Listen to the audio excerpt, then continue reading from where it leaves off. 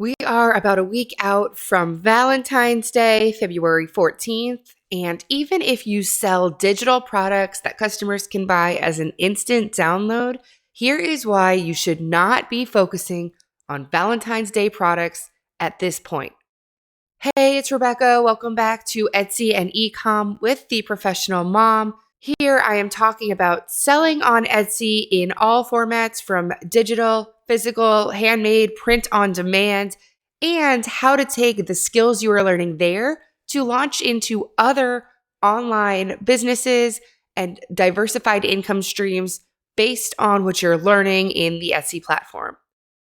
I wanted to first start with a quick check-in and say I cannot believe that 2025 has already passed through the first month. I hope your January was really great for those of you who have started new businesses or continued growing an existing one. For me personally, January was not too exciting. I saw a lot of that post-holiday, post-Christmas sales slump like a lot of sellers do see, but I will talk about all of that in an upcoming episode. For now, I wanted to talk to those new sellers who are thinking about what to put in their shop month by month and how to start looking at the bigger picture and posting products for the right holidays at the right time. Seasonal planning is absolutely important in any business, even if you are selling only evergreen products. Knowing which holidays are coming up, knowing which are huge for sales, especially in certain categories or certain product lines, and of course, knowing which giftable occasions you should be capturing keywords for to get that shopper to come to your shop and purchase for their loved ones before certain birthdays and other milestones. In your personal store, no matter what you're selling, whether it's physical or digital, it's important to recognize what products you have, what those events are for, and capture the shoppers who are potentially shopping weeks in advance, especially, of course, if it's a physical product. In terms of the Etsy algorithm, I can't claim to know any better than everybody else. They all seem to have a little bit of a different opinion. But here's the two schools of thought. Number one is that the Etsy algorithm can potentially pick up your new listing instantly, often getting a short-term boost as soon as it's live to see if customers want it and to give it that potential to start selling right away. And a lot of sellers have seen success this way. However, the other school of thought is that it takes the Etsy algorithm potentially closer to 30 to 60 days to really see your product, understand what it is and who it's for, and to start getting it in front of the right customers and the right shoppers frequently enough that you can see sales. Ultimately, I think the truth is that there's a best of both worlds situation here.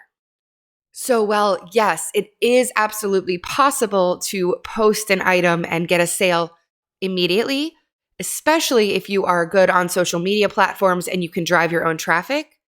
At the same time, if you think of the long game of Etsy, you do need to consider the fact that items have already been out there for these holidays, even from sellers from last year, the year before, and you putting a Valentine's Day item on the shelf right now is going to be met with huge competition and be really hard to stand out in the sea of products with a listing history, sales history, and positive review history.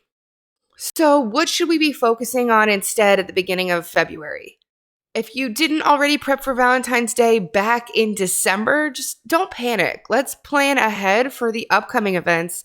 And instead of chasing the traffic for the seasons that are right around the corner, let's earn that competitive advantage for the holidays just up ahead.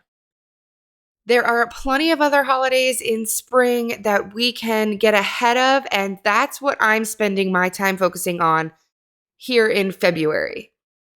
Depending on your niche and if your product line or type has a way to position itself in one of these areas, I would spend more time creating new product lines or creating new style types, maybe bringing out more color options for these upcoming events and positioning your keywords to capture shoppers for them, as opposed to something like a Valentine's Day that is just a week or two away.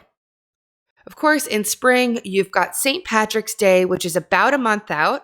And that's right around that goal time that I think the algorithm would really pick up. And I think that St. Patrick's Day is just a really fun holiday. People that are shopping for that are often looking for new quirky shirts to wear out to the bar with friends or to celebrate with green everything, depending on how much they like to accessorize.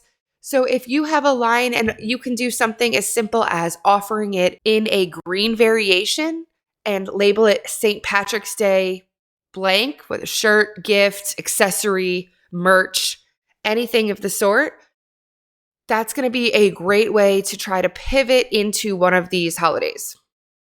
Of course, right after that, you have other huge holidays like Easter.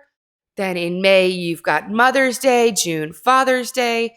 Right around the end of spring, you have graduations for every grade level. So whether it's a pre-K graduation, middle school, high school, college graduations, grad school graduations, specialty schools, technical colleges, all types of events there. And in spring, you can start looking ahead to summer. And there's always going to be plenty of events and themes there as well. So we'll get into specific ideas for that when it gets a little closer. But you can see how with all of these opportunities up ahead, spending time on Valentine's Day is just, I'd say, too little too late.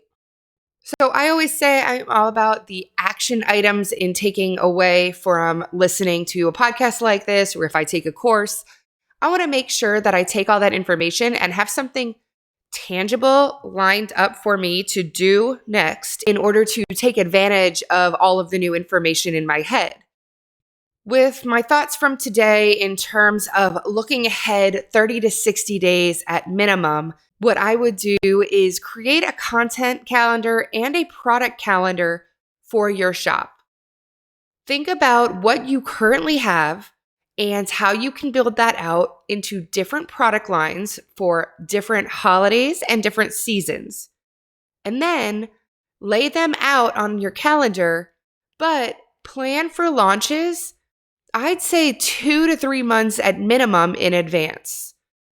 So here in February, it'd be ideal to be creating all of your Easter products right now and getting them live.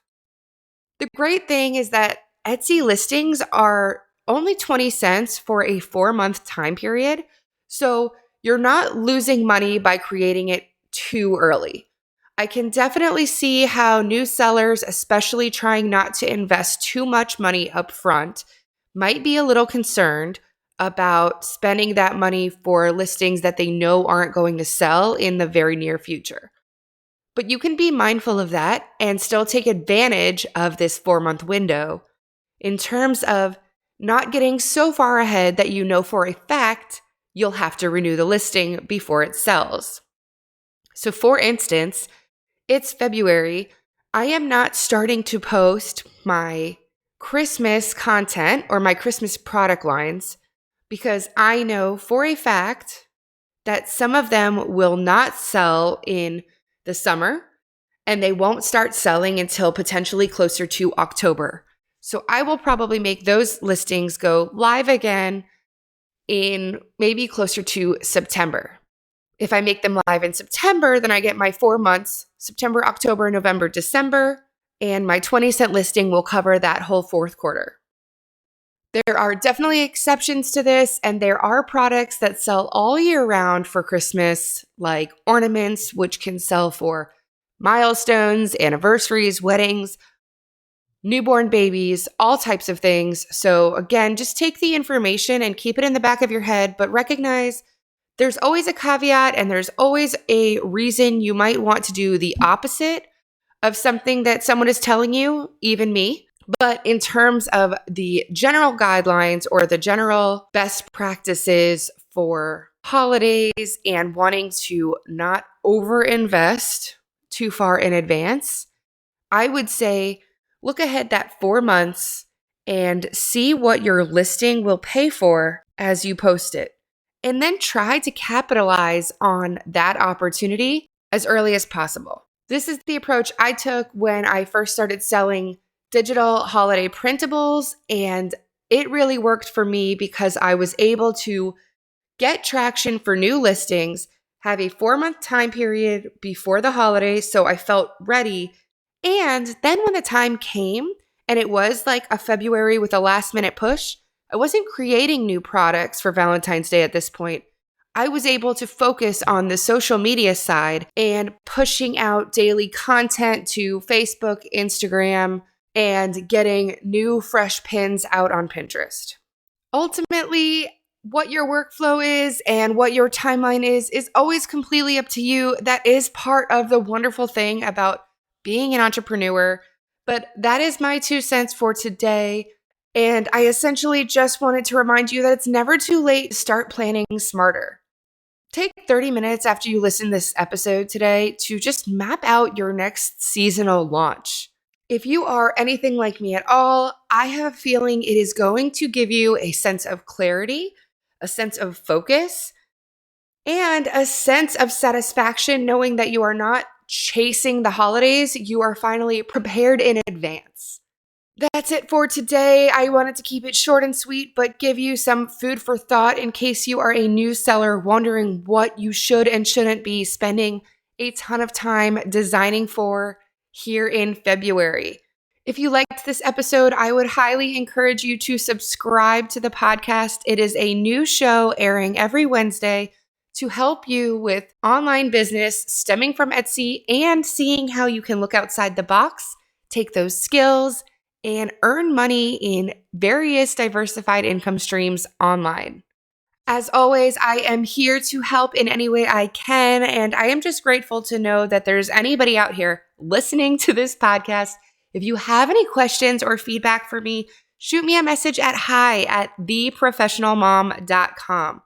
I will leave that in the show notes below and would love to hear from you and capture any frequently asked questions or specific feedback that would help you in your journey as well in my upcoming episodes. Until next time, goodbye.